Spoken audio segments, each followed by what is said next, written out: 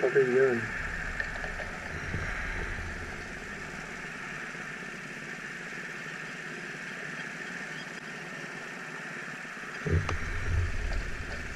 I can't go.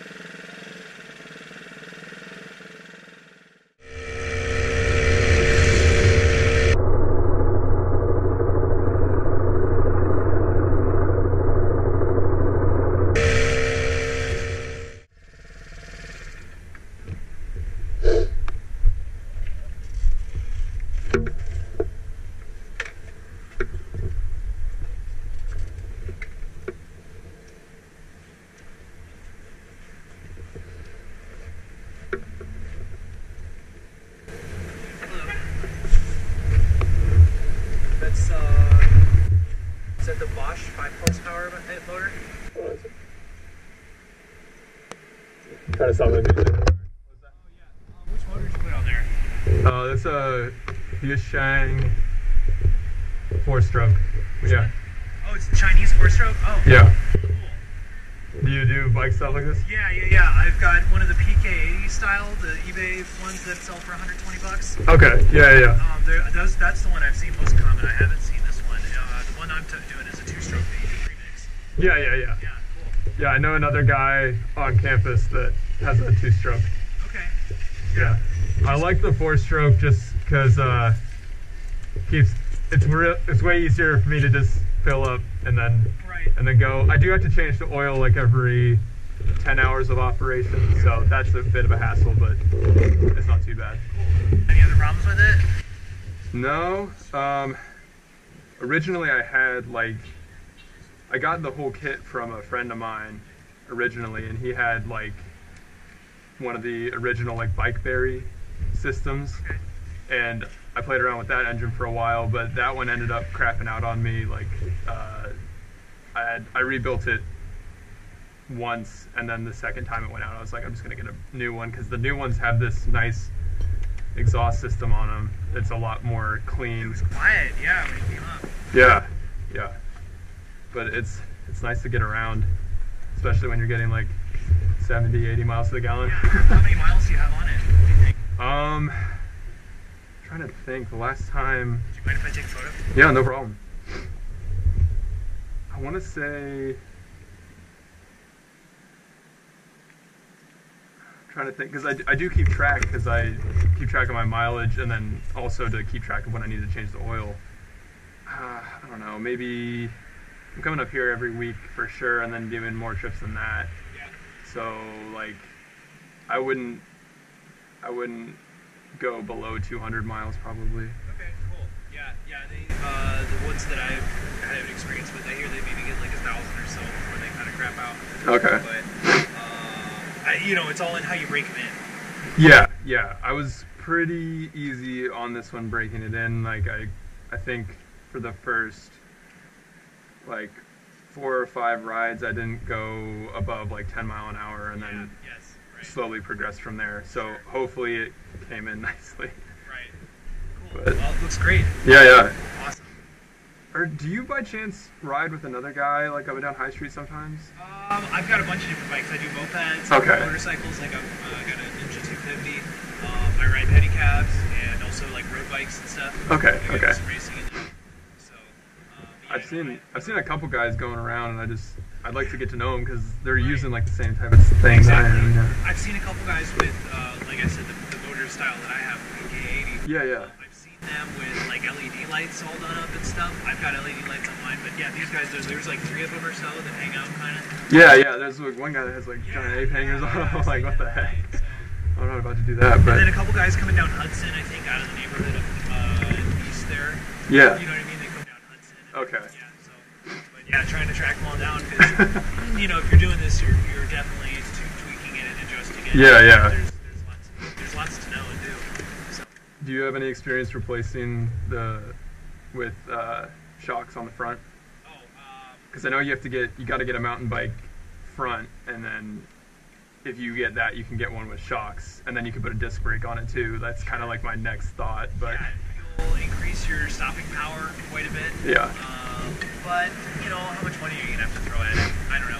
If you're under 40 miles an hour, I wouldn't worry about it too much. Okay. The disc brake is for like the guys who are gonna be racing them and stuff.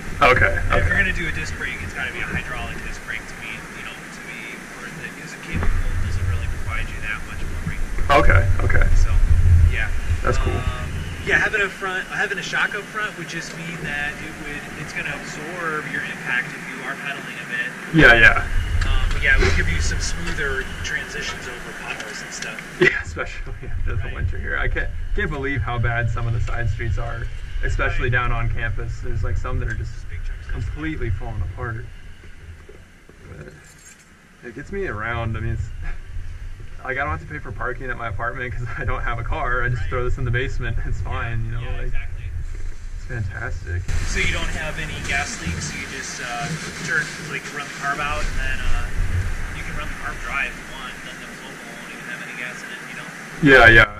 I mean, I don't think I haven't had any gas leaks. The old engine I did have was a little leaky in terms of oil. Yeah. I had some oil pooling up underneath it, but now that I've got this new one, I don't think I've had any troubles with this new one beyond stupid things like not flipping my gas line open or something like that. Right, exactly.